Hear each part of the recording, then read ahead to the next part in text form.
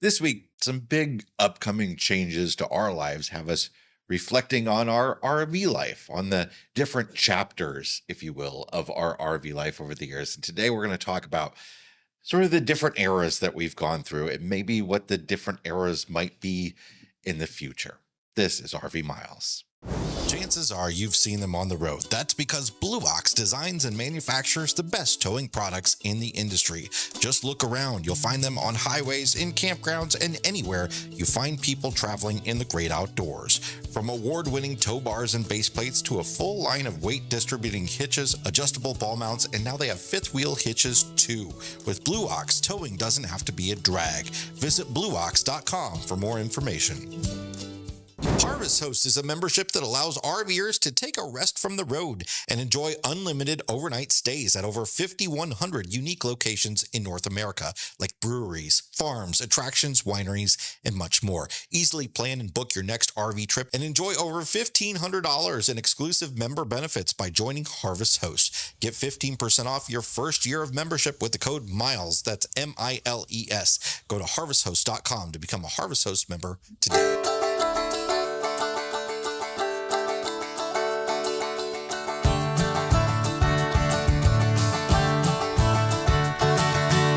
Welcome to episode number 357 of RV Miles. I'm Jason. And I'm Abby. And we are two RVers who, along with our three boys, Jack, Ethan, and Henry, have been crisscrossing North America on one epic road trip since 2016. Here at RV Miles, we talk all things RV and outdoors, from industry news to travel destinations and 525,600 minutes. Just how you measure a year. Yep. Yes, it is.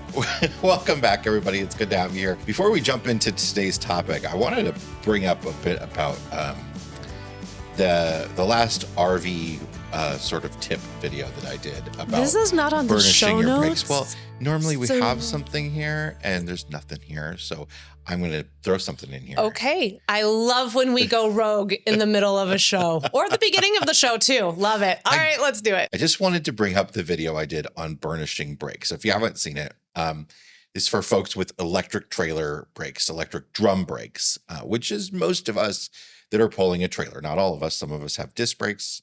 Some have hydraulic. So this video got a lot of responses. I thought it would, because I think most of us aren't told this is something that we should do. And you can go watch it. The process is essentially you heat your brakes up really high through a series of controlled stops, and it heats your brakes up to a temperature, and that seats the shoes to the drum. There's actually a process like that you're supposed to go through with every vehicle you buy ever, but it is a little bit more involved and more necessary with electric trailer drum brakes.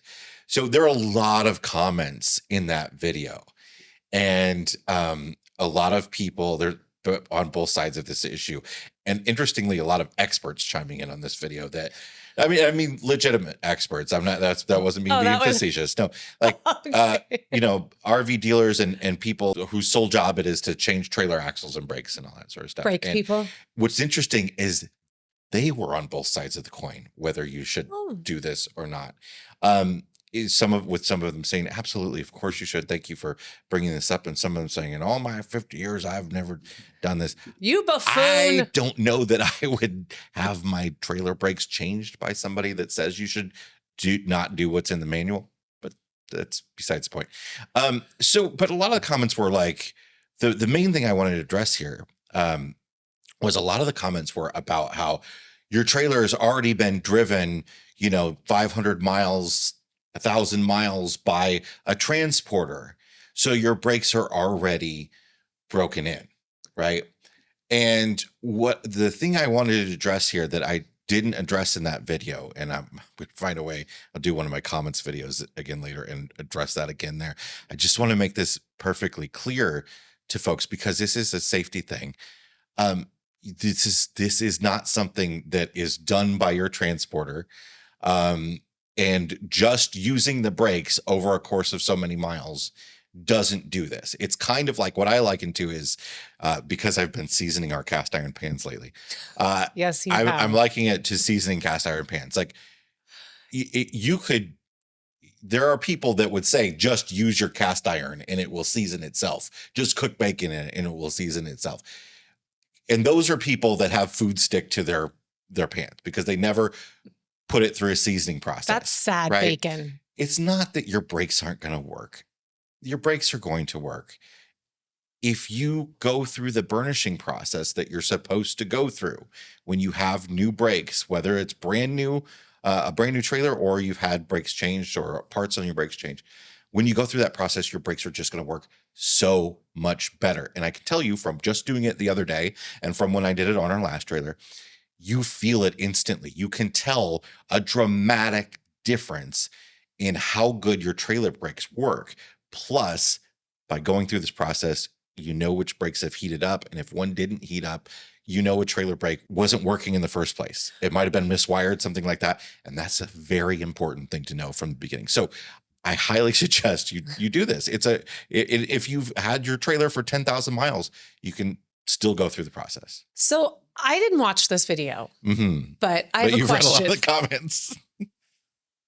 I have read a lot of the comments because maybe it's not known. I'm very active over on that YouTube channel. You may not see me in person, but I tend to be our comment moderator. And kind of get in there. And if I see things, I think Jason needs to like, hey, you might want to go grab this one. Because oftentimes Jason needs to just be done with that one and then move on to the next video for that channel. So I kind of come in and I do admin stuff. But I was thinking as you were talking, from all the times that we have been on the road and traveling, just on highways in general, sometimes for those people who say, well, your transporter already burnished those for you. But what about like the smaller ones that we see up on? Like on pulled on trailer. Trailers. You put 2 or 3 on a So how do you truck? How do you know that your RV didn't come on, especially if you have a smaller one, how do you know it didn't come on a trailer? Because we've seen the same smaller RVs being towed individually, but we've also seen them on trailers. We've seen there's a lot of different ways that you can move some RVs through this country when you're towing them, a transporter can. And so my thought for that was, well, how do you know that?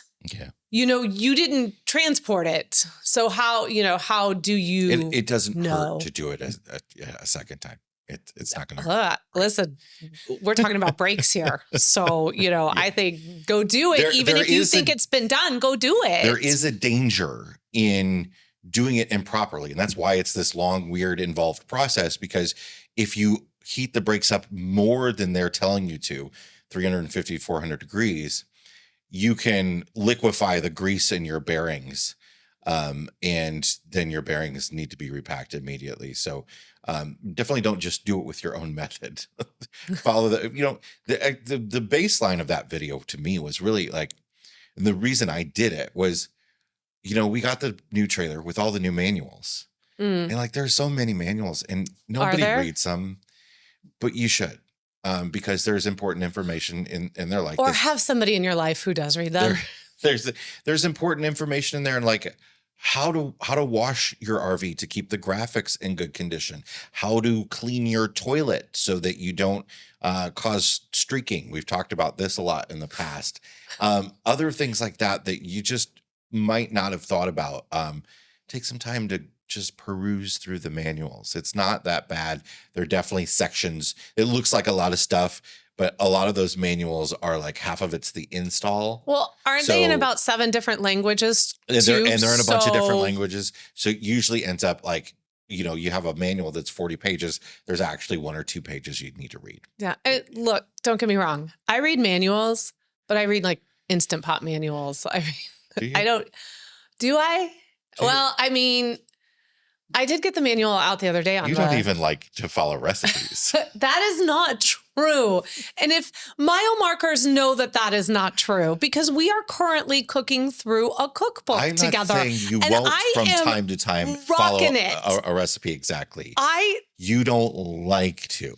That is a false narrative that I am here to change. I that doesn't sound like enough of that. That doesn't I'm sound like throwing in something my more. family will eat. Therefore, therefore I'm don't going make to it- change this recipe up a bit to make it something my family will eat. That's not what I'm talking about, though. I'm talking about it doesn't seem like enough baking powder. No. You're you much don't- better about that. You do not lately. mess You used with to baking you powder. used to mess with baking, and now you. I've never been one to scrape the. I don't do the scraping. Well, you gotta see. Here's the I took a. Why are we talking about this? I took a home ec class in high school. I don't know, it was even in middle school. It was in middle school where this woman, all she drilled into us was like, this is how you measure stuff. From like knowing the meniscus on a liquid, whether that's up or down, and like how to put flour and scrape it off with the back of a knife, or more accurately, weigh it and all that sort of stuff. Oh. And she was like a drill sergeant drilling in this stuff to us. So like, that's something that I've always kept with me. Well, if you're a mile marker and you're listening to this and you're cooking through the 2025 mile marker cookbook, maybe you have discovered, as I have, I think that sometimes the recipes are a little salty. And we just had a case of that with some shredded beef we just did. And so therefore, I know going into these recipes that I think maybe these are a little too salty. So I adjust the recipe to back off the salt a little bit. Yeah, and that is something to think about. If it's something like that where you can season it after the fact, that recipe should say, season to taste at the end. Instead of like, and that is how I bake. Put the salt in at the beginning. I recipe to taste. Yeah, I recipe to taste. And my other beef with that beef recipe, I get it, is that it was a recipe for making shredded beef, right? Yeah, and which isn't that hard to do. But, it's not difficult. We put it in the Instant Pot. They had us use broth instead of stock. Mm-hmm. And then add salt. And the difference between broth and stock, to my understanding, is you've added salt to it. Yeah. And so there's that, plus they added a tablespoon of salt, and then it was too salty. And that's not something you can fix. Yeah. So Food Network, call us. We clearly can do a cooking show for you. Look at this. We're here to talk recipes. So Food Network, call us. We're ready to do less salt recipes. Jason will read all the manuals, and we'll have a cooking show where Jason cooks solely on the recipe, having read all the manuals for the equipment. I will do the same thing using the equipment that I read no manual on. We both have the same equipment. He'll read the manual and use it. I won't read the manual and use it. He'll have a recipe he has to go absolutely through exactly as it's written. I will do the recipe and adjust it as I feel. And then we will have people blind taste test them. And then they can tell us whether or not they can tell a difference between someone who reads a manual and cooks and someone who doesn't, and someone who follows a recipe and someone who adjusts. Is it getting older, though, that is making us be like, oh, that's too salty? No, because when you met me, I never salted anything. In fact, you'll be like, you would be like, it needs more salt. And I'll be like, I don't know how you know that. See, what are you talking about? And I would say like 5 years ago, I probably said that's too salty way less than I do now. And I said something the other day. Well, that's because I'm using salt in recipes now. I said something the other day that I didn't think I would ever say. I said, I was eating a cupcake. And I said, that's too sweet. And that is a rarity for me. Talk about everyone like a record scratch. And the whole room just stopped.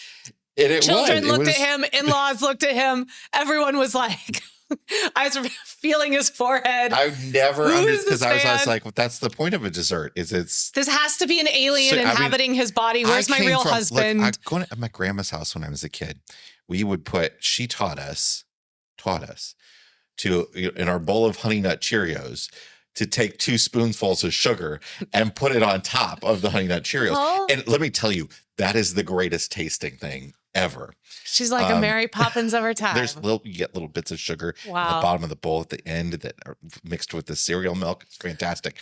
But that's where I'm coming from here. So there you go. No, we were a Whole Foods for the whole family kind of household. So sugar was not something I really had a whole lot of until I was much older. Not me.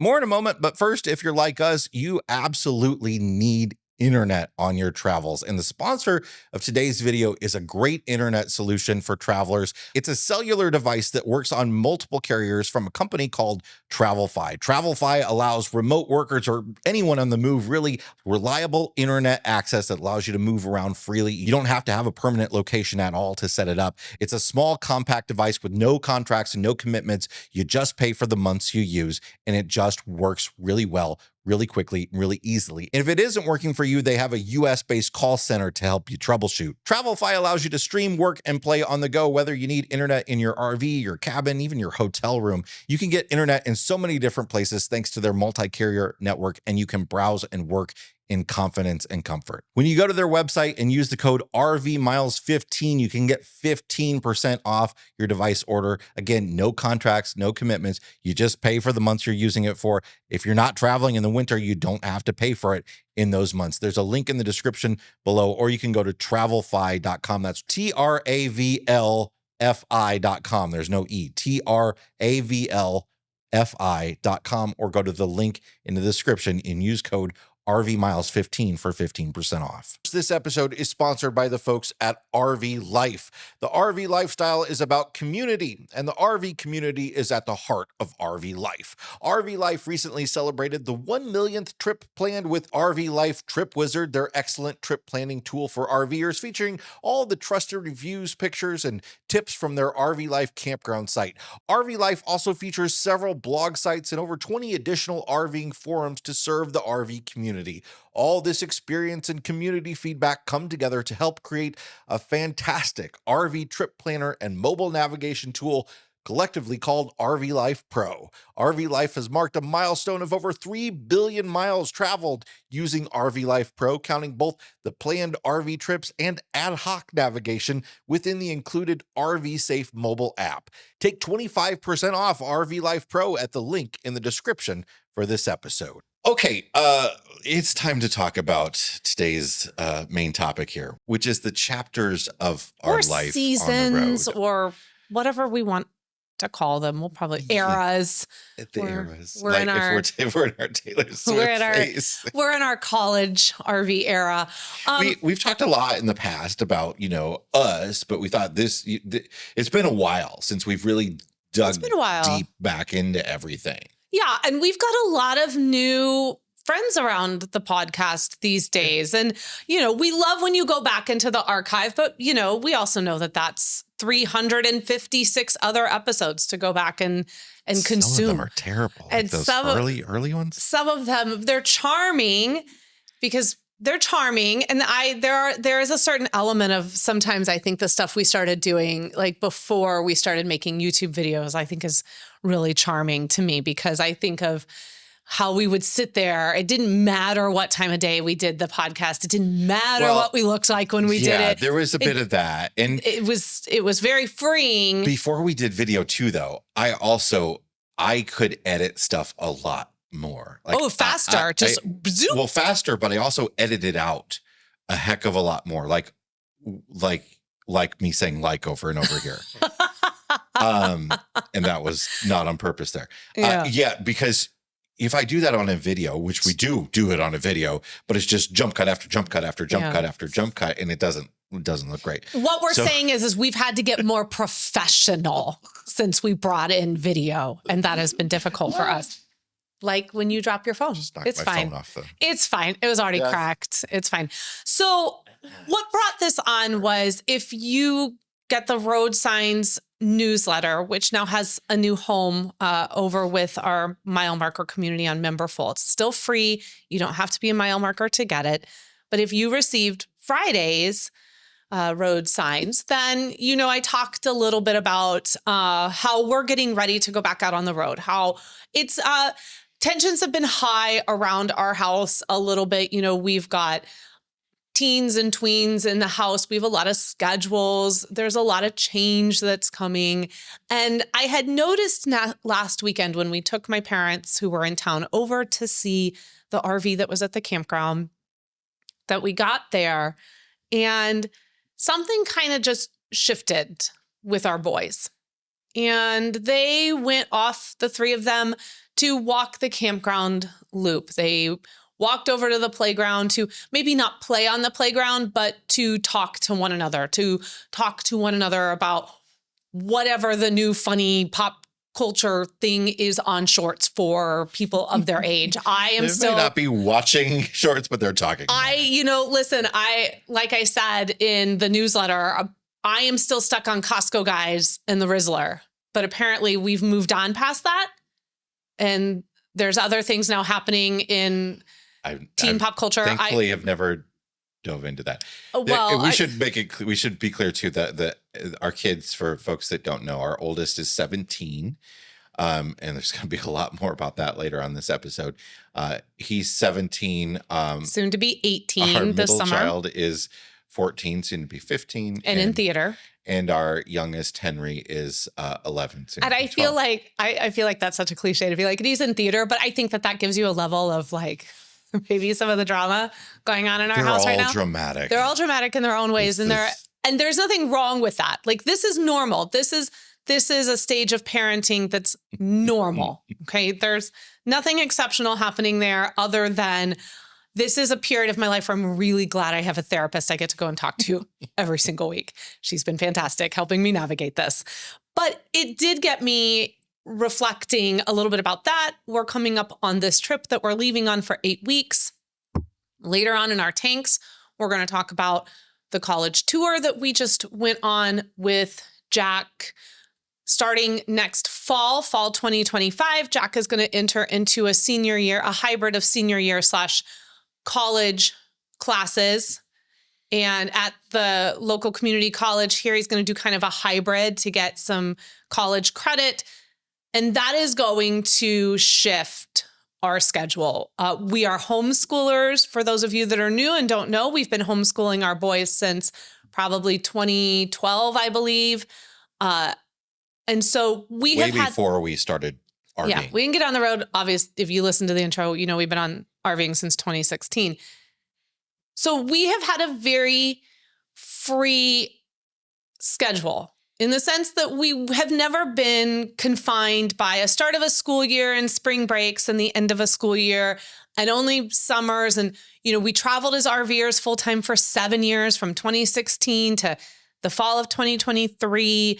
Then we're heading out for 8 weeks in the middle of the spring, school year. So we have had the freedom to kind of build our own schedule. And that is shifting dramatically. We have our 14-year-old very involved in theater that has a schedule. You've got rehearsals and you've got performances. Our youngest played basketball both in the fall and the spring.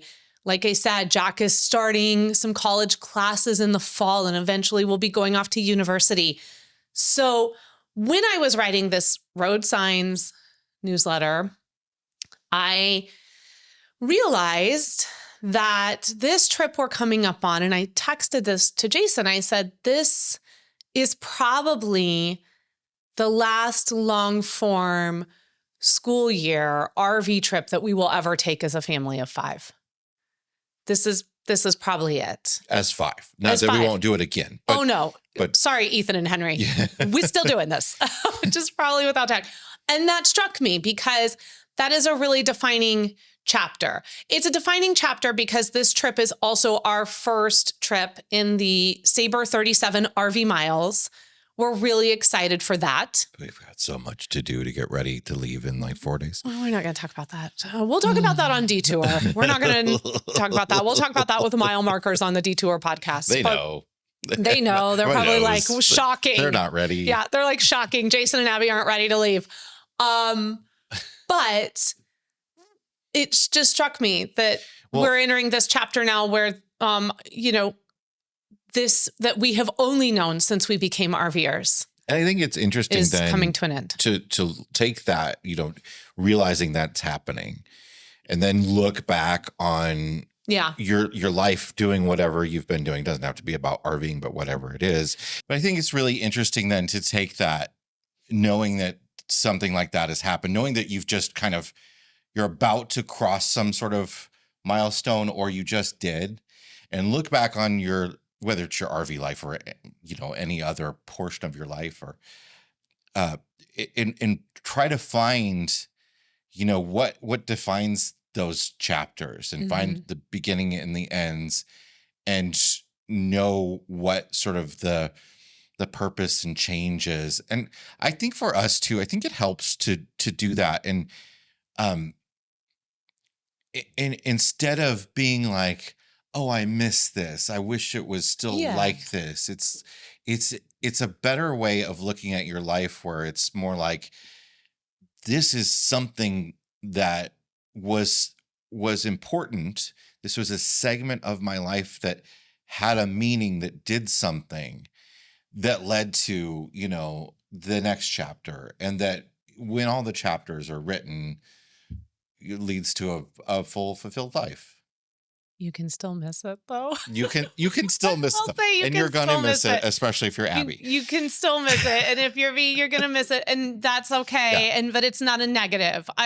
But it helps. Longing for something like that is not a negative. It just what means I meant it was good. It helps with the missing it. Yeah, it helps. It just means we did something right. Yeah. Like, if it wasn't always, sunshine and roses, which we'll get into. So let's just get into it. This is going to be really nice. It's been a long time since we've just kind of talked about RV life, talked about our RV life. And I'm excited to have this conversation. And so, chapter 1 for us in the RV life book of Jason and Abby would start with bus life, which lasted from 2016 to 2019, to mid 2019. And by bus life, we mean we lived in a bus. We converted a school bus in the beginning of 2016. We moved into it in August of 2016 after selling everything that we owned. And we launched into a probably like 75% finished bus, I would say. Yeah. Maybe more like 60. I don't remember. When we launched, I'd say it was 60%. I say it was 60% finished. When we sold the bus, it was 80% finished. Yeah. Except for, when the engine died, pretty much it needed a rebuild. I'd say, it had a nice new transmission. It was 100% finished at that point. So it is a different kind of finished. But yeah, that was a big thing for us. We didn't intend to be full-time RVers at first. At first, we thought, let's build this bus out. And we're homeschoolers. We have this online business. We can go when we want to go. Was get not that freedom of travel. We could just go wherever we wanted. And then our landlord raised our rent dramatically, and we kind of had been watching so many people that were doing the bus build stuff and full-time RVers talking about where to go and all that sort of stuff, that we thought, well, let's give it a shot. What's the worst thing could be is we come back and rent an apartment again, which we were going to do anyway. Yeah, we had a 3, 6, 9-year-old, and it was like, let's go do this. And so some things for me that I felt really defined that chapter of our RV life was a period of a lot of spontaneity. And I mean that in both like a good and kind of bad way as well. There were a lot of things that were thrown at us that we did not expect. There were a lot of things with the bus. That bus had some problems that went wrong that we didn't expect. But this is a period that, sure, we can say it's pre-pandemic RVing, but I also think it's just I think it's a period of our travel that I think still would have changed coming into 2019, 2020, regardless of the pandemic. And that was that we often would just be in the campground a day before we needed to leave. And we'd say, where do we want to go? Yeah. And that was driven a lot by where's the nearest Army Corps of Engineer campground? Where's the nearest federal campground? Because we were a bus. We also were new small business owners trying to run a theater business at that time. We had not in 2016 started RV Miles yet. So we were also very mindful, as we continue to be, but very mindful of a budget then. And it was also in an era where there was no the internet connection. Yes, was very difficult. You know, there was no satellite internet. We would have to go into town often, go to McDonald's or Starbucks or whatever, but it was a period of really just our family. Yeah. You know, it was just the five of us. We were all learning that we could do some big, hard things. That was building the bus was a hard thing. Traveling in the bus was a harder thing. And some of the struggles that we had, some of the problems that we had with the transmission needed to be replaced, the tires needed to be replaced, and then some major issues with cooling and stuff in the engine. And I didn't know anything about diesel engines, and I'm learning to be a diesel mechanic for myself. You know, we were broke. There were lots of challenges, but we were truly serendipitously explored because we were scrappy and resourceful. Yeah. And, you know, the kids were a little bit more pliable in regards to what, you know, just picking up and going out for an adventure for the day. You know, I think about when we went to the Buffalo Stampede when we were in Custer. Yeah. And I think about trying to do that now. Might be a little bit harder for me to get my teens up where at it's like 4:30 in the morning. It's 30 degrees out and raining, and you know, it might be a little bit harder. It might be something Jason and I go do on our own now. You know, maybe we will just enjoy it more if we do it on our own. Maybe, but we enjoyed it then. We did, you know, but and I think we were just a little bit more scrappy. We were finding the adventure. We were not planners, so we were finding the adventure. Because we would. When you say we were like hopping around, like, you know, federal campgrounds, really we would, like, the day before or a couple days before, we would just go online and find something wherever within so many miles of us then had availability for a couple weeks. And that's where we'd go. We were not going places other than like roughly, let's go to the Southwest in the winter. We were not going places based on, we had this idea that we wanted to take this road trip and this destination was mine. It was literally, well, what campground looks good? Yeah. And it was a really different season of travel. And I think that, you know, when I look back on that time in bus life, I think that bus life truly prepared us for what was to come. You know, because we had become so resourceful and we had so many hiccups and we had learned and we had pushed through those adversities and we had learned to be flexible and figured out that there is a solution to everything, that not everything is the end of the world. And if you just keep moving forward, we can build businesses. We can get better at this. And we started RV Miles. The first RV Miles podcast launched in July of 2017. And so, as you know, we were about a year into bus life when we started RVmiles.com and we launched the RV Miles podcast. In 2018, we launched the America's National Parks podcast, which is now Parkography. During that time, as we're piecing together these freelance small businesses, we're still running our theater business. We're still running our online performing.com. Frankly, that's what was paying our bills. And that was paying our bills. So a lot of our focus was going to that. And then we're learning how to be content creators because, again, this was a RV podcasting when we started in 2017. There was maybe such a tiny handful of people that were doing it, 2-3 people ahead of us. Yeah, I mean, a couple of people that sort of that are still here and inspired us to do it in a lot of ways. Jeremy and Stephanie over at the RV Atlas. Now it was the RV Family Travel Atlas then, and Mike and Jennifer over at RV Lifestyle they were called road trekking back then because they were in their road trek. So these, you know, we kind of came into that when it was still very, very niche. Mm-hmm. And we're doing all of these things to carve out a living and provide for our family on the road. And it made us become really, really resourceful. and to figure out how do we cut costs on camping? How do we cut costs in our groceries? How do we make this work so that we can do this thing that we're truly loving as a family while still being responsible parents and responsible adults? And so bus life comes to an end in June of 2019.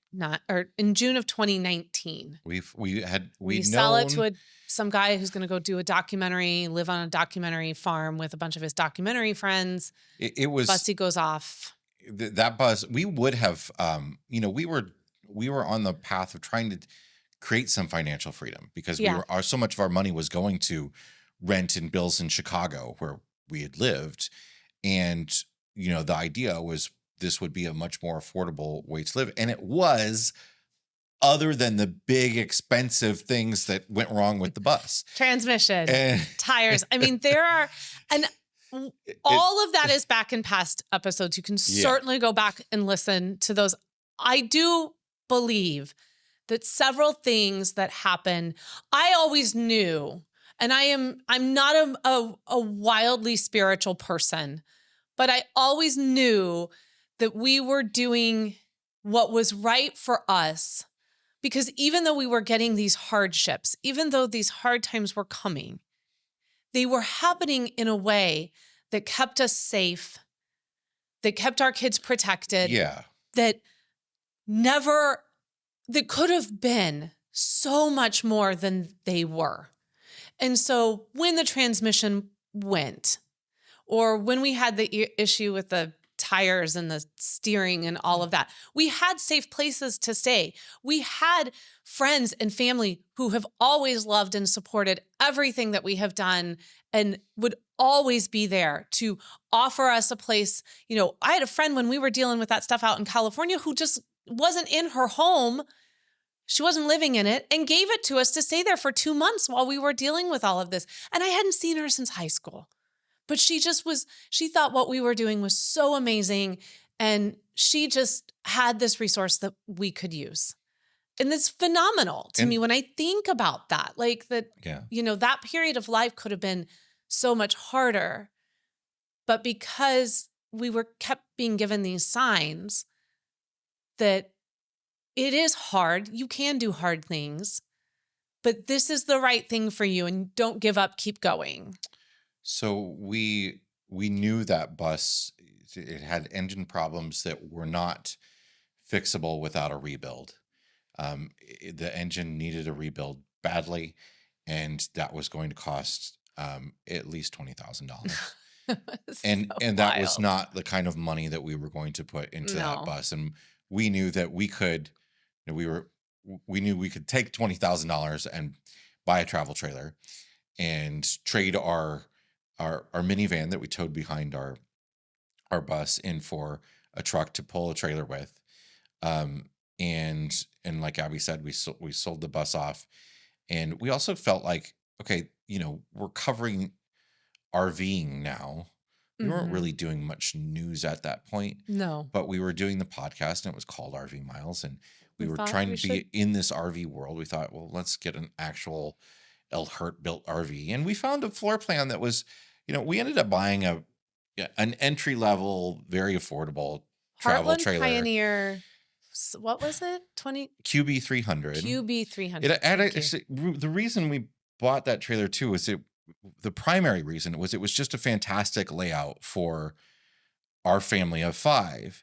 And back then, this is one of the big things that I've seen over the course of our time in the RV industry. The family floor plans, there were few and far between back then. Mm-hmm. They were almost non-existent. Well, especially families of 5 or more. That had dedicated sleeping spaces. I think that's really not transforming, not transitioning. Yeah. And so this was a great layout for us, and it happened to be available at a dealership nearby where we were staying with my mom and my stepfather at their house, and we picked it up. We bought a Dodge Ram. We bought a Ram truck that had 118,000 miles on it when we bought it, on a gas engine. Did it? I thought it was 70,000. No, no. Okay. Yeah. Revisionist history. Yeah. No. But, you know, it was, we'll get into it. It was a great truck. It was great. It was fantastic. Whoever had it before us took really good care of Mhm. it, ticked off all the boxes we needed to know that it was going to be a safe Yeah, truck. we actually, I don't think in the time we owned that truck, we ever had a No. major issue with it at all. Mm-mm. No. So in June of 2019, we sell the bus, and we have been very fortunate over the years to have several different types of RVs. We've had a bus, we've had travel trailer, we've had small travel trailer, we've had a couple large fifth wheels. Nothing wrecked this family more than saying goodbye to that bus. Yeah. Like across the board. We all worked Even on it. Jason we wrecked. all, I mean, Henry would come with me to build it, and he was Teeny tiny. 3 years old, and he was helping me paint that thing. And Jason is still friends with the guy on Facebook with the guy that bought it from us. And we know. Still lives in it. We know that Bussy is still sitting out on But a farm it's- enjoying retirement. It's stationary where it needed to be. It needed to be stationary. And one of the things, and I've actually talked about this in the road signs a couple weeks ago about taking Bexy and the Sabre up for consignment, is that these are family members. You become these rigs, especially when you live in them. And it's very similar to moving out of a house you've lived in for your whole childhood or whatever. But these are also not meant to just sit in storage. They're not meant to just sit there while you go off on adventures with another RV. They're meant to be used and given another life. Like for us to have just held on to the Sabre and the Ibex just felt so selfish when another family could go out there and have their own adventure with it. Like, so sending Wonderbus off was right. Yeah, and- it was just so freaking hard. And this is one of those moments too, where you look back and you'd be like, okay, so this is a big shift. This is a new chapter. This is a big shift. Yeah. And the thing about it was a big shift. It was intended to be a big shift, and it was changing our lives in a different way. We We're didn't know gonna what was start traveling coming. to different places. But again, that second chapter did not end up being about that at all. no. And so chapter 2 for our RV life begins in June 2019, and I would say runs to August 2021. And I had originally titled it sort of the pandemic chapter. The chapter 1 was bus life, but I don't think that is fair to everything that happened to us. I really think that this was a chapter of a healthcare chapter, a medical chapter, however you want to call it. It's things that were beyond. It's things out of our control that were not related to RV life. Right. The challenges not related to RV life being introduced. Some of them bringing in actually pretty spectacular moments. But we hit the road in that travel trailer. August 2019. We've got all these. We're going to be doing this big. So things are kind of starting to pick up a little bit for RV Miles. There's people some were steam. starting to notice us. We're getting some attention. We were working at that time with the visitor center, or with the not visitor center, with the but tourism board for North Dakota, the in state of North August. Dakota, and they were sending us to a bunch of different North Dakota state We're parks. going to do a big tour of North Dakota. They have this really cool saying there that they have done research and found that most people visit North Dakota last on their quest to visit all 50 states. It's the one they just keep skipping and They never literally get go to Hawaii and they end up first. going to North Dakota last. So they had this campaign called Save the Best for Last, and they were sending us around to different state parks and different towns in North Dakota, and we were having a blast in places like Fargo. And Icelandic State Park is still, so it's August wonderful time there. 2019. We've got, we're going to be going to, when it was called FMCA, they're FM or FRVA now.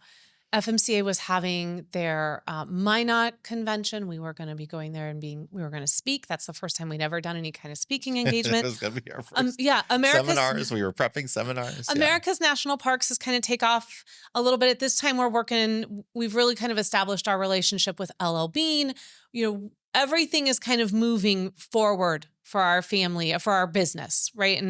And our family is doing great. And we get into North Dakota and we get in to these couple stops. We get to Minot. And then, of course, that's when Jason discovers that he has a mass on his brain, that in 48 hours, we go from thinking we have these amazing journeys ahead of us to Jason having to have emergency brain surgery and trying to refocus everything and shift everything quickly, because now we're in Minot, North Dakota. There is no leaving Minot, North Dakota. We can't take him home to have this surgery. We can't, we're 900 miles from family. The surgery had to be pretty immediate, and I had it pretty immediately. And then after that, because it was an infection that was the issue, there was many weeks of having to have antibiotics administered 3 times a day. They had to be mixed 3 times a day at the hospital. Abby went and picked them up 3 times a day, brought them home to me, and gave them to me via IV. And it was intense. Look, it was very intense time for our family. It wasn't that hard for me.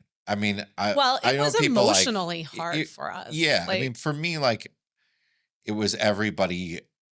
It was me not being able to do anything to support my family. Like, you quickly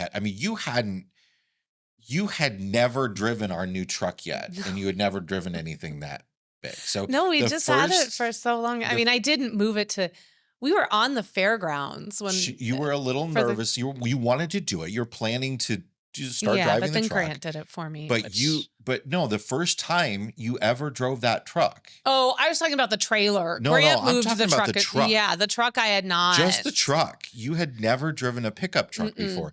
The first time you drove that was when you drove me to the hospital. No, I drove you to the ER. It was like I loaded the kids up at 10:30 at night, and we all took Daddy to the emergency room. We had people in the RV community that were super helpful to us, and took the kids to a zoo, and we'll never forget. Yeah, we'll never forget them. And all sorts of other people that really, gosh, you all are people that had been following us, started a GoFundMe campaign that really helped get us through that. Yeah, it changed our whole trajectory. And I think when you talk about, you're not allowed to cry. Don't be crying on this podcast. Now you can get me going. It was like it was changed. incredible. I mean, we were at the point where, like, we're in a campground in Minot, North Dakota, where it's cold and it's starting to snow, and we were going through a canister of propane a day, and then we had a tank, not a canister, of 20-pound tank. So we had to start going to hotels and staying in hotels, and you can have medical coverage, but then that sort of stuff gets really expensive and isn't covered. And there's no income really coming in at that time. But if I can take it back to even bus life, here's another example for us where did we think, we just throw it in the towel and we're going back to Illinois or we're going to be near family? Yes, of course we thought about that. And we did go back for a little bit. Well, we did once we could travel, but should we November, stop? December, January. It was more like, should we stop RVing, full-time RVing, just get off the road. Yeah. Here's an example, though. What we came back to was if we never would have been able to navigate that in Bussy, absolutely, it would not have been possible. And the fact that less than 2 months before this was discovered with Jason, we had made a move to get this travel trailer that afforded our family all of the comforts that would be needed to be in such a difficult position and a place that wasn't always warm. It's snowing, feet of snow in October. And to have that travel trailer and have that comfort it was just another example. And to have the truck in those kinds of inclement weather, it was just another example. And then the way the community just came out for Jason, our friends, our family, RVers we had never met, the brands we were working with, everybody. And it gave us the power and the strength to keep going and to know that we were on the right path and that hardships happen, but you can move through them. And we So- did.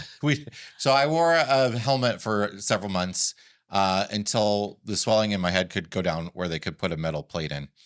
And they did. And they put a metal plate in January of 2020. And we hit the road. We got ready and we hit the road. We're going to do it again. It's like we're going on the band was getting back together. We headed down to Full-Time Families. No, we headed down to a Full-Time Families rally in Tucson. Yep. On our way to California. We were going to see my brother. And then and then we went up to a great campground in Camp Verde, Arizona. Another brand we were working with, and we were coming there to review that campground. Yeah, they wanted us to review the campground for a few days. Stay there for a few days, and little did they know they were about to get us for 2.5, 3 months. And the pandemic hits, and but we were already like, well, staying at home, sure. We just did that for the last 4 months. Sounds we had great. so many great travels, we were looking forward to, but.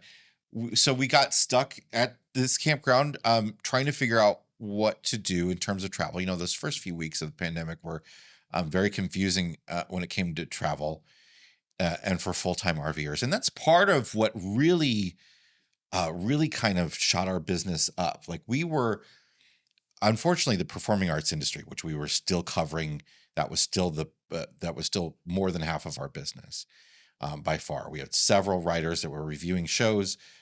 Lots of advertisers and a website that we were putting out 5-6 articles a day on. And we were prepping to launch a national campaign. And that was part of our full-time travels. Yeah. We were wanting to bring performing to different cities. And the performing arts industry was certainly the first industry shut down and the last one to come back. Yeah. And the RV industry, at first, there was a lot of concern that it was going to be a bloodbath. Mm-hmm. And as a matter of fact, if y'all remember when there was like all the parts shortages and RV shortages and RVs got really expensive and stuff, a lot of that was not because of an instant boom. What it was because was a lot of RV dealerships and RV manufacturers canceled their orders for new RVs and for RV parts. They laid off people. Everything just because they thought this industry was going to really struggle through this campaign, but then through the pandemic. And then all of a sudden it became like, oh, the outdoors this is where people can live throughout this pandemic, where we can be, social distance and all that sort of stuff. This is how people can travel if they can't travel on an airplane and all that stuff. This is how nurses can live in their driveway and still go to the hospital and come back home and be with their family. So RVing took off. The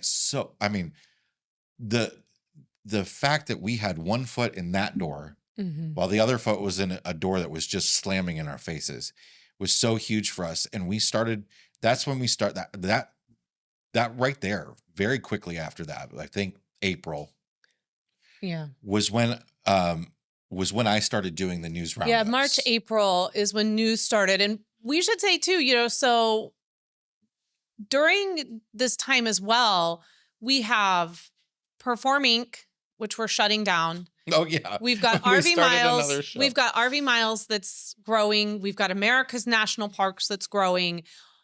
But literally, as Jason was in the hospital back in August of 2019, I was sitting in a hotel room learning how to edit a podcast and put together so that when he came back, we had to launch See America. And we launched See America a week or so after surgery. I have a photo of you sitting in a bed in a hotel room with that crazy helmet thing on that you had to wear because you had this giant hole in the back of your head. You've got headphones over it, and you're editing this podcast. I think because we had advertisers and we could not afford we had to cancel that. Thankfully, we had decided to do this show, and you had found somebody to advertise on it before we even launched it. That was and bananas. We thought, well, we got to do this, so we did it. We couldn't stop. We had to keep going. And so we roll into 2020 with a pandemic. We're not sure what's going to happen. We know we've got these scrappy little podcasts and this scrappy little RV focused, travel focused business that we've started. We've got what was about to be what felt like was going to be a really booming theater business. The rug gets ripped out from underneath us on that one. And our scrappy little Lotus Media RV Miles network just takes off. And so we're now in this period, this chapter. The news was just breaking so fast too about like We were going live because that was the only way to do it. Now gonna, like New Mexico was only going to open half of their campsites, every other one, and you couldn't be from out of state. There, so many different states had different rules about like where people could stay and were they going to shut down the campgrounds? Were they not? They shut them down. They opened them back up. There's back and forth, and we're wild. covering lots of that, and we're gaining traction in our platform, which is great. But that wasn't the purpose. That's not really how we wanted it to happen. But in the meantime, we're sitting in this campground, and we're doing we're trying to figure this out all for ourselves too, and we have already met a couple families there, and sort of all kind of decided, well, our kids are already playing with each other. Yeah, we've all kind of already come together. We're all kind of down here in this loop together. So we made this little cohort where, we all agreed that only one of us would be the one that goes, of each family would be the one that goes to the grocery store and stuff. And we all kind of made a commitment to one another to, have community, but also respect each other and do what was best for our community at that time with the information that we were given. And and we nobody knew what was going on, right? It saved us. It saved our sanity. It also gave our children, all of those little people. We had all had littles. You've heard us talk over the years about our friends, the Armsteads. This is where we met them. All of these kids were littles.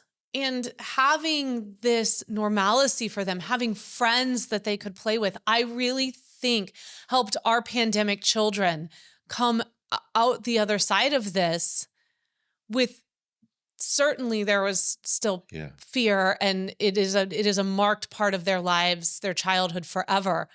But it is also marked with these deep friendships that they continue to have with the Armsteads. We're going to see them. We'll see them on Friday. I can't wait. We're going to see them in 5 days. This is the days where it was like, this pre-vaccine, should we be wearing masks? Should we not be wearing masks? Oh, we should be wearing masks, but masks aren't available, and we're all...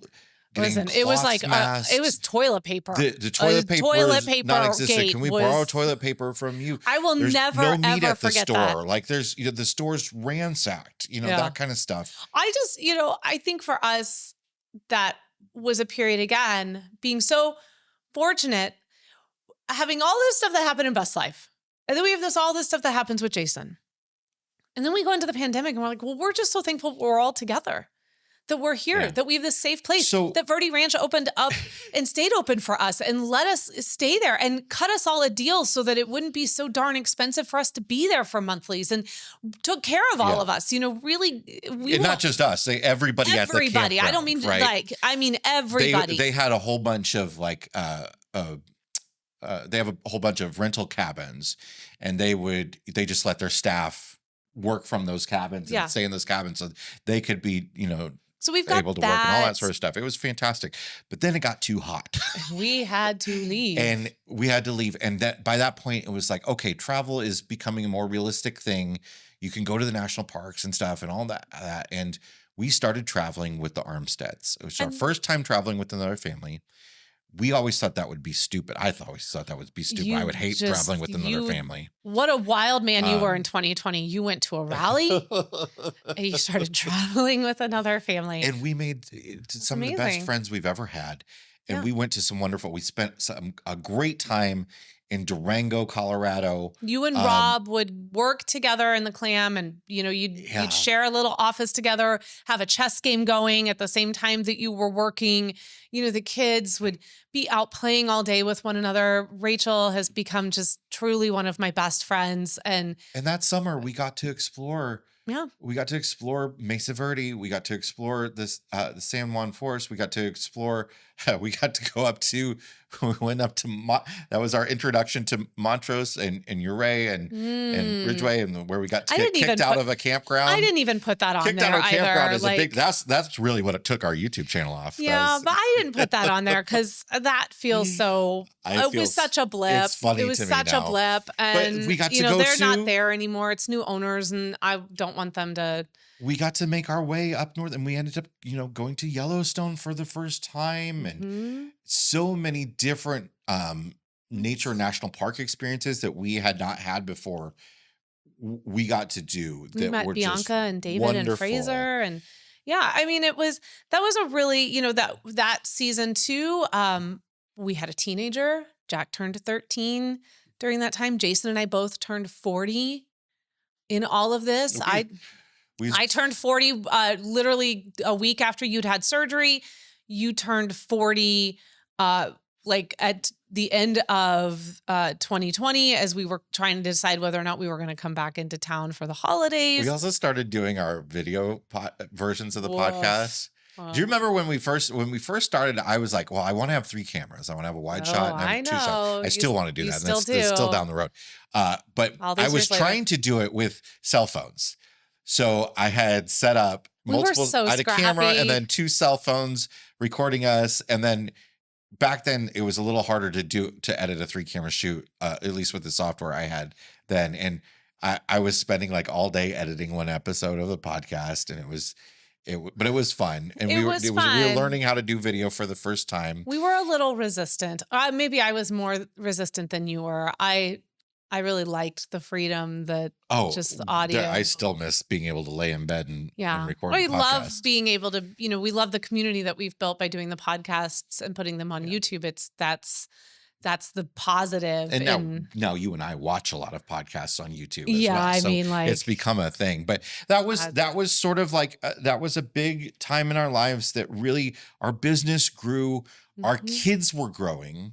Yep. And the trailer that we bought, we were outgrowing it.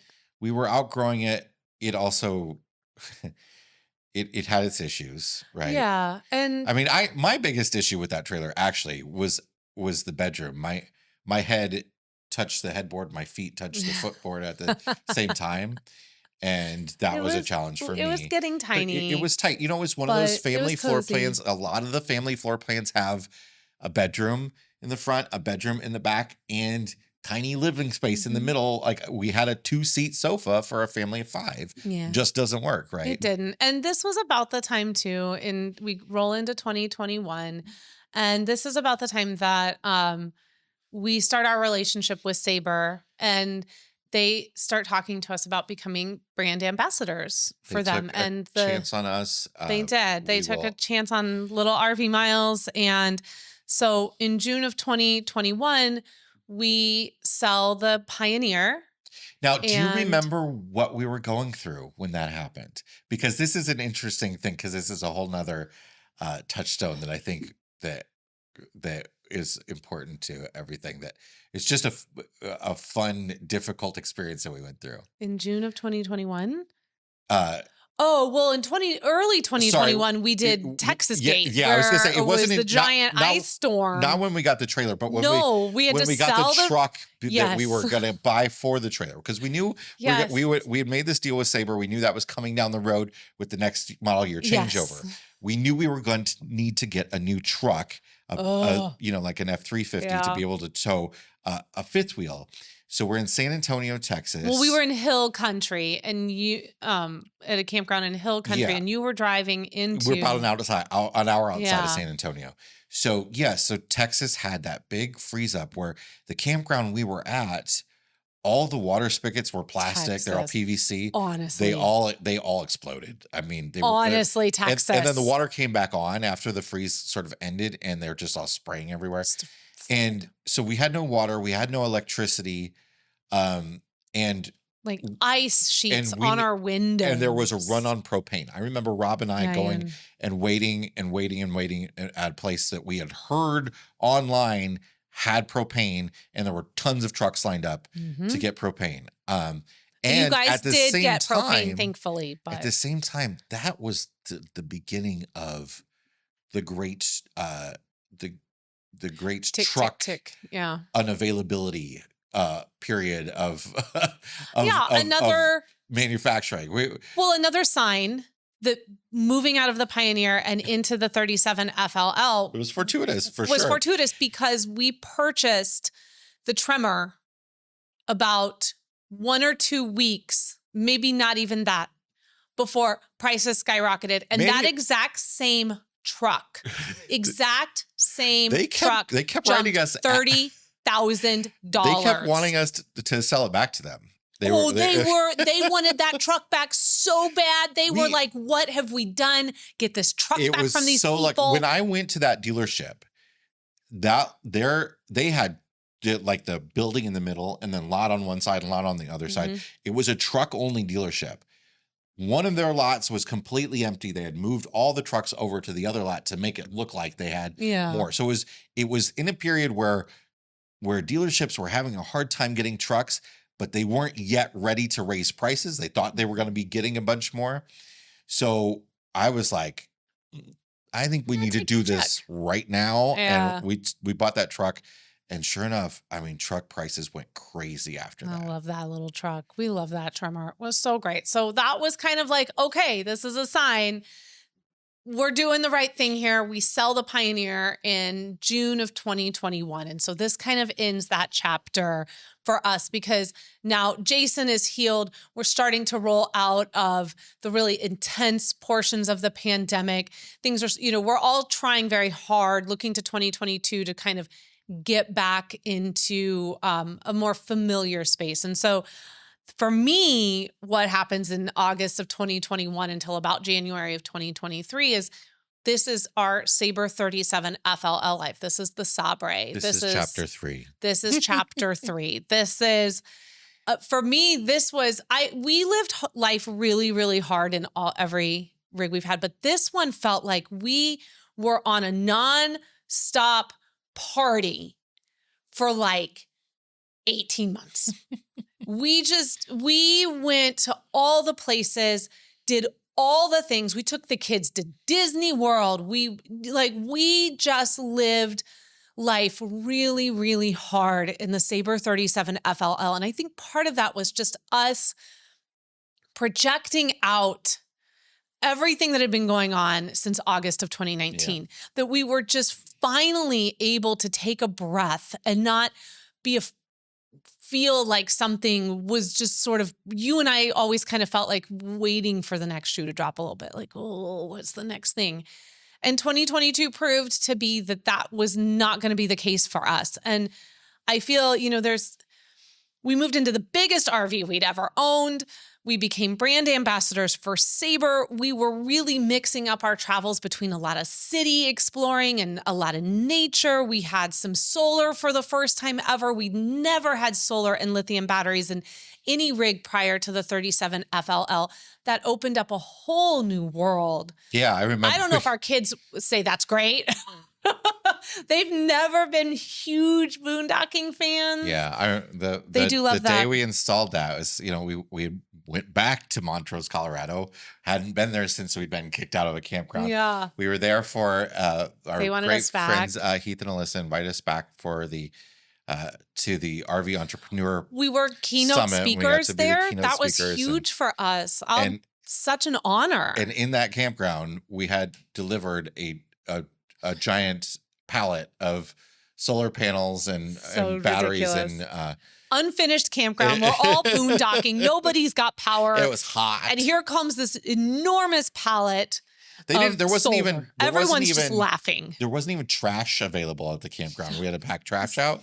So it was an interesting thing, but I got it installed there and we had that available to us for the first time. And then we really we did a lot of great boondocking in that Sabre. We did. We really lived life in the Sabre 37 FLL. During this period, we welcomed a second teenager into the house. Ethan turned 13. Jack turned 16. We hosted our first RV Miles rally, which would eventually turn into Homecoming. Gosh.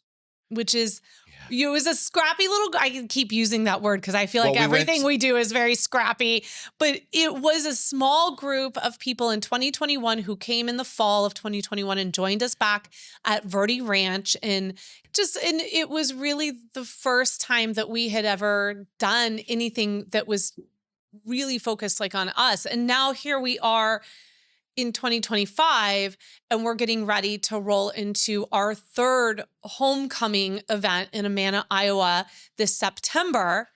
Tickets are on sale. We are putting together this event that we're still trying to keep very intimate and about community. It's going to be bigger than last year. But it will be bigger than last year. And, we hope that if you're watching this and you're listening to this story and you haven't fallen asleep yet, that you'll come and join us at that. Because what I'm excited about is there are going to be, just know for sure at this point, there are going to be a lot of great door prizes at this year's homecoming.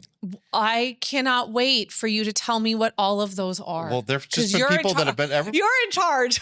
Everyone we've talked to, there's so many people we've talked to lately have been like, oh, can we send something for that? Oh, yeah. It's great. And I mean, homecoming, to start that small rally in 2021 and then to be at homecoming when we're at this year where, we do communal dinners every night with one another. We play games. We go on outings.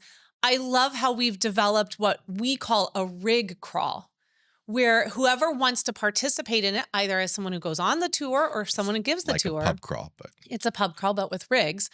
And we shouldn't say it's not our idea originally. Obviously, other rallies do that, but lots of rally. But we have our own special. We have our special way of doing it. And one of the things we wanted was for people to not only just, if they wanted, share their rig, share what they travel in, but then also celebrate the community that they come from, their hometown or their home state, or what is something that they would like everyone, that has value to them. And we've had, foods and we've had tourism brochures for Tennessee laid out to encourage you to come to the state. Like, thank you, Tina and Robert.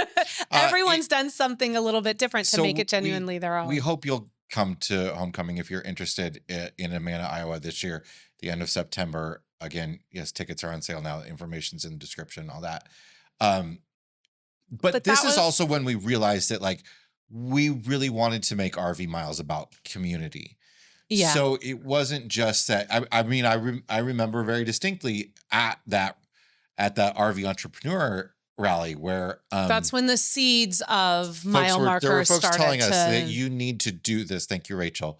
That you need to do this. We want Nikki. To be a part, and Nikki, yes, we want to be a part of a community with you, and we want to support you. We want to. That was always something that made me a little uncomfortable. But people were like, "Well, we want a way to support you," and that's fantastic. We want to put our money towards a small business that. Yeah. It's hard for us to talk about, but we have learned to embrace that because we ourselves put money towards things that we support. Yeah. We do the same thing, and so we had to come to be like, okay, well, we do the same thing, and we want that. Well, why if we're can't do we that, do that? Let's not make it about just we've got here's our Patreon. If you want to support us.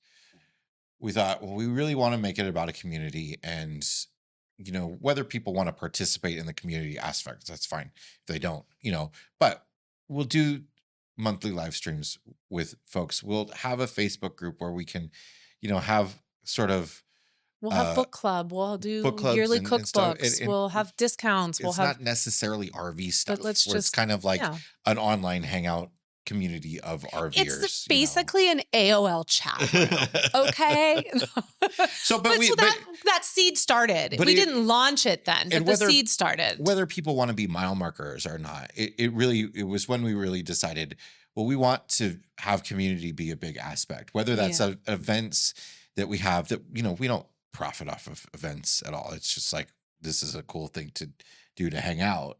Or whether that's keeping and building the Facebook groups and doing more comments and live streams and all that sort of stuff. We really felt like we wanted to do more than just here's information. It's here's information, but let's all come together and have some sort of community. Because I think part of it too is there are some other communities out there that are very large. Yeah. There's like full-time families, there's FRVA, there's escapees, and those all felt sort of too large and daunting for kind of what we wanted. And we're storefront theater people, so therefore we're storefront RVers. And those things all sort of lived in a different realm, and in some ways, at least a couple of them, in a different. Well, those are businesses. And that's their business. Their business is, but in a different time period too, where it was like there was a time where, before YouTube and stuff, going to rallies was how you learned to RV. I think it sounds amazing. It does. I mean, in a way, that's why the whole seminars and rallies thing exists. It's like that's how people learn to do stuff. Yeah. So we had that seed planted around that time, but we didn't do much about it. But this is also when we started doubling down and made a commitment to putting the podcast on YouTube. We started getting a little bit more organized in our business. But I would also say that towards the 2022, towards the end of this chapter, by this time, we've decided Baja to Alaska is happening. 2023 is going to be really epic. We're going to move into this small little travel trailer. We're going to go do this thing.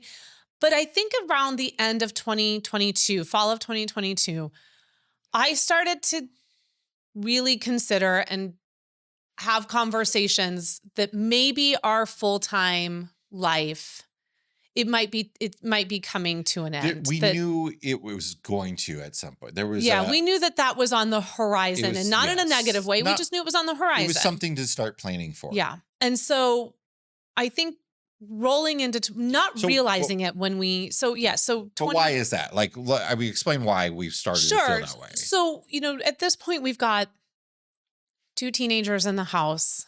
There is some desire for wanting to be closer to family from the kids. The kids really didn't like that we spent Christmas 2022 on the West Coast, not with grandparents and aunts and uncles. They really didn't like that.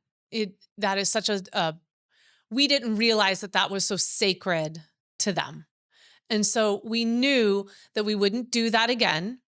So then we knew that we're now, okay, part of that was we just didn't want to always, it's very difficult to travel back to the Midwest in the winter and then turn around and try to get out of there as full-time RVers. We'd been doing it for years. It was tough. Okay, so we've got that. We're starting to see Jack wants to get a little bit more. By this time, Jack is really heavily into film. He wants a community where he can be with other filmmakers so he can make these films. We moved a lot. We moved very fast in 2022. Henry wants to do basketball. All of these things are possible on the road. Gosh, don't get me wrong. 2022, we were like California, Florida, Midwest, Florida, California. Like it was all, we were out, boom, boom, boom. And we were all having a great time. Everyone was happy. No one was coming to me because we have always said full-time RVing is a family. We did DC that year too. We literally family decision all over the place. This is a family decision. All 5 of us, not mom and dad, all 5 of us have to be in agreement on this. So no one had come and asked to get off the road. So it was just starting to feel, I can't pinpoint a moment, I can't pinpoint a conversation, but you just know kind of mom tuition, I guess, or just, it had been 5-6 years. And for Jack, we knew we were going to have to start doing like prepping him for figuring out college stuff. And we knew that we felt like there was stuff we needed to do for that. Him getting ready to drive and all that. Yeah, we needed to do that stuff stationary. We felt like, and it's not like other families don't go through. I mean, there are definitely other families that raise their kids entirely on the road and up until they're out of the house. But frankly, it was getting also harder to do our job on the road, which I know sounds like such an oxymoron thing to say. But the demands of RV miles were really starting to, and that is going to become so clear in 2023. So what did we do? Next chapter, we said, well, let's just burn it to the ground. Let's take all the stuff that is starting to get hard, like the amount of time we have, like the amount of space we have, and let's just make it all a little bit harder. Burn it to the ground. So we burned it to the ground. So Jason and Jack in December of 2022 fly to Elkhart, Indiana. They pick up Bexy, the Ibex 20 BHS, 25-foot travel trailer, off-road travel trailer for our Baja to Alaska adventure that was going to be starting in 2023. And they drive that cross country and they bring it all the way back to Palm Springs, California. We proceed we leave the first weekend of February in 2023. We put the Sabre into a storage unit in Palm Springs, California. And we put our family into a 25-foot travel trailer and we make for the border. Ba-ching! We head for Mexico. We do a month in. So now this is where I say chapter 4 starts. So once once the Sabre goes into storage, that chapter ends. Chapter 4 begins. And chapter 4 really lasts from 2023 to about October of 2024. And that is our Ibex 20 BHS. And if we're going to get off the road, we're going to just do it all. We're going to just do it all. And we're going to make sure we absolutely don't want to keep doing this.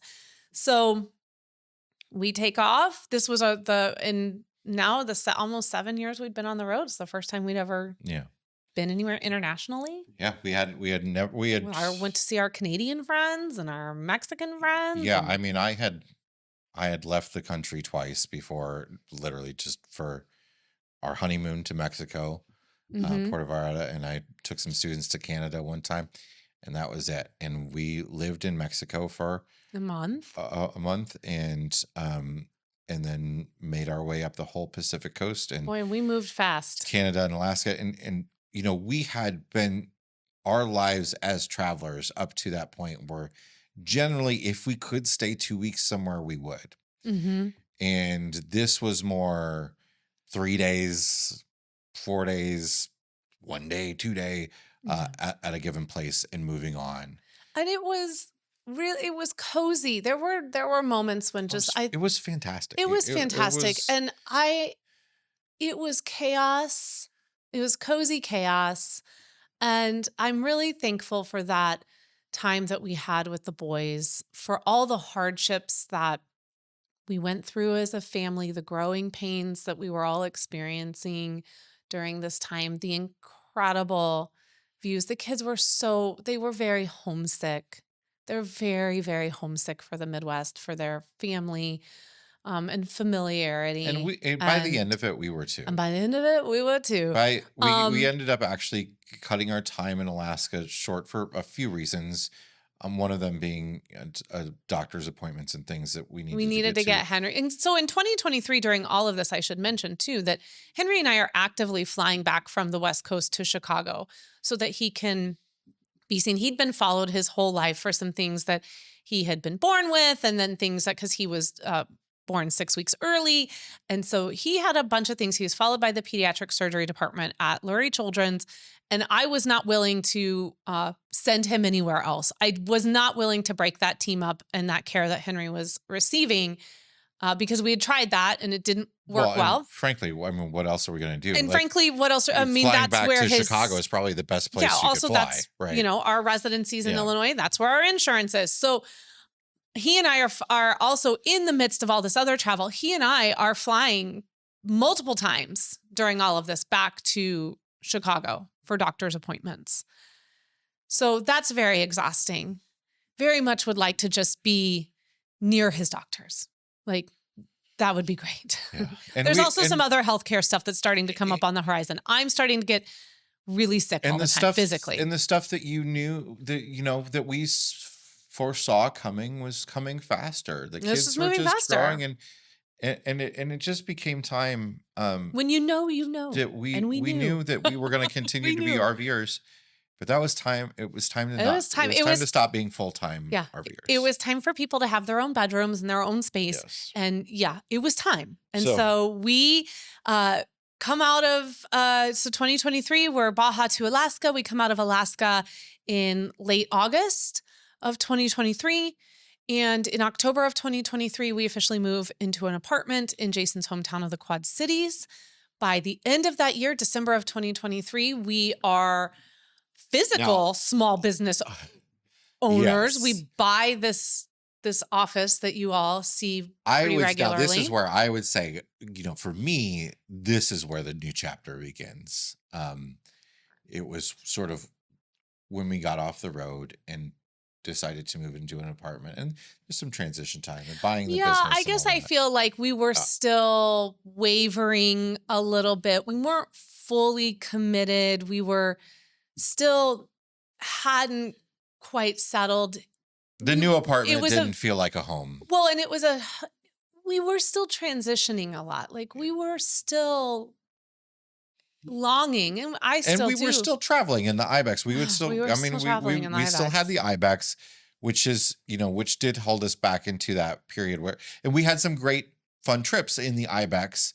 I took Jack to Virginia. We all went to Disney together again, and we went to the Southeast. the Southeast We did and 2024 homecoming did the Ibex, took the Ibex with us. We'd been up into Wisconsin. So we were still kind of traveling in it. And, still kind of a little connected, I think, to that full-time RV lifestyle. We hadn't really kind of made that transition yet. But so I feel like when we come to sort of the end of 2024, we come into 2025, and I think when we really make the decision to kind of double down and commit to this life here with this move that we just made into a much bigger townhouse that gives everybody their own bedrooms. And it's supposed to design an RV. And to design an RV, which is a huge sure. thing, right? Absolutely. I mean, so in 2024, we're designing an RV. We know that this is coming. We know that we're officially going to be letting go of the Sabre and of Bexy. We decide that we are going to really put down some roots here in the Quad Cities. The kids are really getting involved in stuff. We move into the townhouse. So we have finally arrived to what is chapter 5 that I feel like really started for us in 2025 and is unfinished. It's unwritten for the most part, but it included us moving into... It's just starting. Yeah. It's just starting. It's the first, couple paragraphs. And it starts with us moving into the townhouse. It starts with us debuting the Sabre 37 RV miles at the biggest RV show in the country. Like if you had told me back in 2024 I was going to be doing that, I told you you're crazy. Like, so this is happening for us. We're getting ready to take that out and realizing that this is really, truly the start of a chapter that we probably don't have any idea of everything else, because it was all full-time related. It all kind of was interconnected. This is very different. This is very different for us. It is a rig that we designed. It is the kind of final chapter, it's the final sort of, this will be, something, we won't ever do this again with Jack. We just won't. He'll travel on camp with us, but not like going this. out an 8 weeks is not going to happen. Not as no, we won't do this. We said we would never do this again, but we're doing it. So here we go. Well, we said we'd never do it again in a 25-foot travel trailer. Well, we had thought that we were going to start being like, let's go out 2 weeks at a time type people. It's hard to break those full-time. It is, but also then we found our particular setup with our kids and their activities and all that sort of stuff. It's just this big window that works. So let's make the best of it, I think, is where we came down. Yeah, everybody's done with their shows. Ethan wants to do more theater, and theater is a commitment. And I wouldn't, if you're going to take that role and you're going to make that commitment to your cast and it's hard to be away. You can't be away. You just can't be away. And he really struggled for the couple of weeks we had him away back in January for the RV show. And then when Jason and I went on vacation, and we had to honor that. Like, he didn't want to be away from rehearsal for that long. He felt like he had, so there's just a lot. And so this is a new chapter for us that I guess I'm kind of calling the college years maybe for right now. Because, Ethan is going into his freshman year in the fall, and he's not far behind Jack. So those are the RV Miles chapters. if you made it this far, this is going to be an amazingly long episode. But if you made it this far, it was really nice to just go back and talk in the way I think we used to talk in the beginning days of just our life on the road. And it was really nice to do this. And it was really nice to look back on it 4 days before we start this new adventure. Which, once again, we are not ready for. Maybe we need to stop talking so long on this podcast and get to work. All right, it is time to check the level of our tanks. And Jay, we're gonna have shallow, black, and fresh tanks. Yeah, we're making them quick. Today. Yeah, and this is of course sponsored by our friends over at Liquefied RV Toilet Treatment, the No BS toilet treatment. As a reminder, they are still giving away a travel trailer until May 1st. So if you have not entered to win that free travel trailer, free entry, just go over to liquefiedrv.com for all the details. Okay, Jay, what is in your black tank this week? And I know what this is, and we have to do a really good job of not talking about this for 20 minutes. Sure. Okay. Well, real quickly, we live on the Iowa-Illinois border, and we moved from Illinois to Iowa. What a pain. Like 5 miles, right?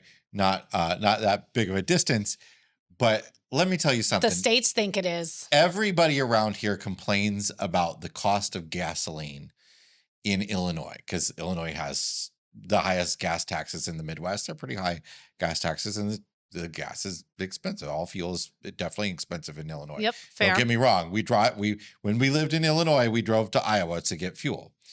But when we went to register our vehicles in Iowa,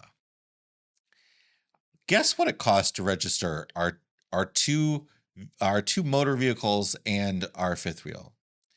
Oh, let me think. I think you know. The equivalent. I think I do. But did it?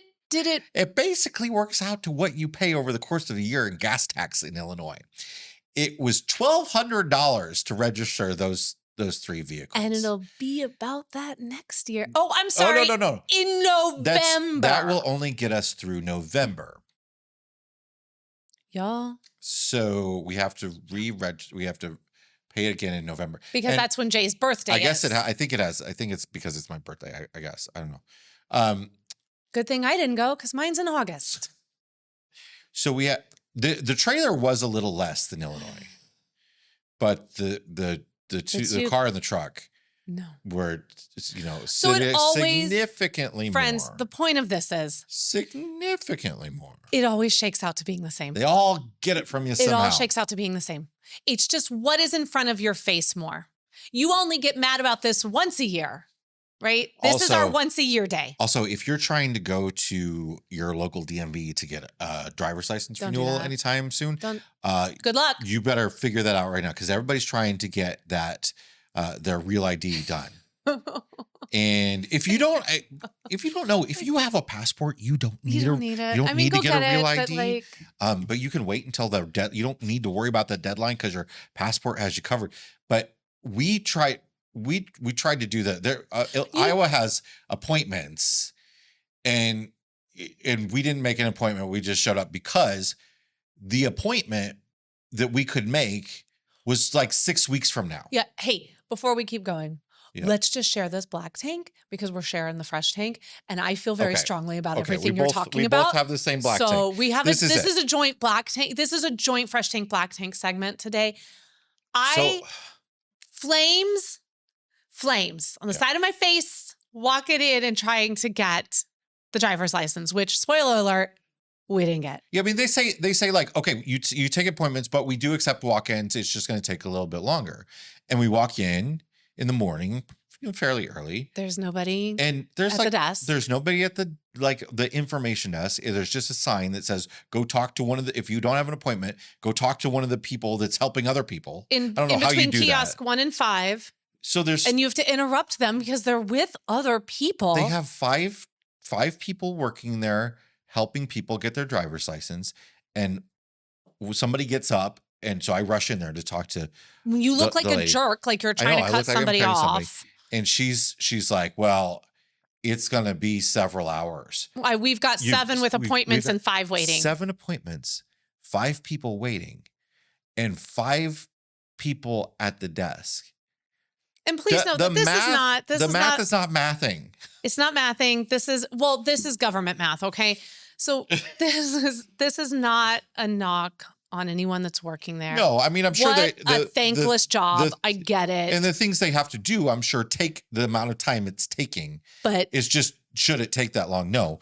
But also, like, and then when you go to try and make make an appointment, and there are no appointments to be made until June. And legally, we're supposed to have a new driver's license within 30 days of moving into the state. And I'm like, we're leaving. So right, which is why we showed up to do waitlist, because we can't get the appointment we need in the allotted amount of time you've told us that we're supposed to do this. It's all a mess. I don't totally blame them. It's partly this Real ID stuff. Because we all wait till the last minute. Yeah, it's partially us because we all waited till the last minute to get our Real ID. I do blame them. I don't blame any of the people, but I do blame the state of Iowa for the cost. It's too bad they can't hire more people. I mean, they're charging us enough.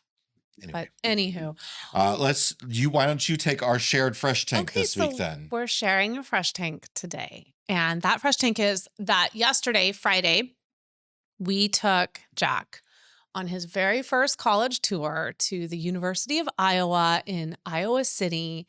And that was everything I had hoped it would be, and like 1,000 times more. And we left feeling so good about the University of Iowa and their cinema and screenwriting program there. Far exceeded. They do not do themselves justice on their website. Their program is like way better than their website leads you to believe. And yeah, when we've talked about all of these chapters, here's, yesterday for us, our son is turning 18. Abby and I went to the same school, and it's sort of a Columbia College Chicago, sort of a non-traditional school. There's not really very artsy. There wasn't a lot of dorms, at least at that time and stuff. We lived in apartments. So we're taking like the tour and stuff, and they have us, they give us, free lunch in the dorms. The dorm lunch is a buffet. In that cafeteria. It was like one of the best buffets I've ever been to, period. It was like Disney Cruise Line and buffet. He'll get to eat that if he goes there, as many times a day as he wants to. And we'll have to pay, obviously. Yeah, I mean. You pay for the meal plan, but like. We walked around. I was like, this is great. I just kept saying to Jason, if I could just rewind the clock like 25 years right now. I might have made a different decision. I might have made a different decision if this had been my options. Just to walking around for the degree fair, the majors fair, and all of the different majors. And of course, University of Iowa, if you don't know this Big Ten school, that's fine. But this is I'm not a Hawkeyes fan. But we live in an area where if you're not a Hawkeyes fan, you clearly you just moved here. So it is a huge sports school. I mean, obviously, Caitlin Clark was, huge in the last couple of years. It's a huge sports school. Yeah. But they also have this underlying current of a really fantastic writing program. They're one of the top public schools for journalism and writing in the country. They have massive accolades beyond sports. The cinema program is underneath that umbrella. I didn't realize this, but Rachel Yoder is one of the professors there, and she just did she just did Night Bitch, which is the movie. Amy Adams was in the movie. It's hers. That's her. Like, she teaches there. That's fantastic. Like, I mean, there's a lot of really great opportunities, but we were walking with him, and I was thinking about, it was just the three of us all day long. We took him to dinner afterwards. We talked about this is the path that we're on, and this is what we need to do and get all these things done to get ready to apply for fall of 2026. And, things that we want to see Jack kind of take the lead on and all of this. And I realized as we were walking around and I would hear him, kind of interact with some of the students or look at the equipment or listen, his eyes would light up when, he'd be some of the professors when we got to tour the department. We got a really thorough tour of the department and met a bunch of different professors, and his eyes would light up. And I realized that this is a kid for all my desires for him to be little again, he is so ready to fly. Yeah. He is so ready. And that, being able to put him into an environment where he can stay in the dorms and he can have his meals always available and ready for him. And he's, what's so great about University of Iowa is it's laid out so beautifully. And I can't wait to see some of the other campuses we're going to go look at and really compare that. And it's sort of like the way downtown Iowa City connects to that. It's one of those schools, and what was really appealing to me about Columbia was you don't have to have a car. I wish that I could have lived on campus, but I was able to take public transportation to get down to school. I didn't have to have a car. There were a lot of opportunities for work. Jack can live there, and he can live in that University of Iowa environment.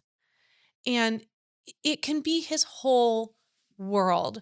And that is what it should be for these young people. And he'll only be, if he goes there, obviously, an hour away from us, which I mean, feels like the perfect, we can, if there's an emergency, we can get to him. If he needs to come home for the weekend, that's fine. It's very easy, but we're at an arm's length distance where we're not interfering in his life and stuff like that. So I really hope it works out. Any other school it's a high bar to beat, but just the moment of taking your first kid on a college tour. It's something you never forget, but I think it solidifies my feelings that we were entering this new chapter of RV life, because Jack is ready to start his own life. Jack, it's there. I see it now. I feel sad, but I'm not sad, because keeping him here or keeping him from doing that by putting our RV life is going to need to change for a while. This is why I'm calling it the college chapter. This is the focus. I want him to fly. And so, I got to pay for it. That's expensive, although it's a state school, and I would say that the sticker shock was not as strong as I thought it would be. Yeah. And I've really appreciated those of you who've reached out to me. For some of the other schools? Yeah. Whoa. But, well, it's one, hi, Columbia. I'd like you to call me. But I do appreciate those of you who've reached out and shared your experience of transitioning the RV lifestyle, be that for full-timers with kids going off or whatever, and how, that season has changed for you, and extending a little understanding to Jason and I, because it's going to be interesting how not much is going to change at RV Miles, but I think we're going to have to learn a different way of being RVers for a little bit, because having been there with him last night, there is nothing more important to me than watching them get to do what they want to do. So, that was probably... Why are we talking again? I told you we couldn't start talking. You had to edit all this out. You had to wait till I was done crying. That's it for the longest episode of RV Miles I think we've ever done. Yeah, but I really enjoyed it. I know. I always enjoy it. Don't get me wrong. But I enjoyed this. Did we talk this long because we enjoyed it, or are we procrastinating getting the stuff we need to get done before we go? Well, probably a little bit of both. But thank you for joining us. Thank you for going down reading this book with us and going down this memory lane with us and letting us kind of share our journey of RVing that has led us to where we are today with you. It's been such an incredible almost 9 years. Unbelievable 9 years. And there are 9 more to come and 9 more after that. And there's so much left out there to still do. So we're excited to get on the road, and the content that's going to start coming from us over the next few weeks is really going to be heavily RV life travel based. And I'm excited to be able to share all of these places that we're going to. So until next week, friends, stay safe, stay healthy. It's okay to have different chapters, and kids do get to go off and fly, and it's all right. And keep logging those RV miles. Bye.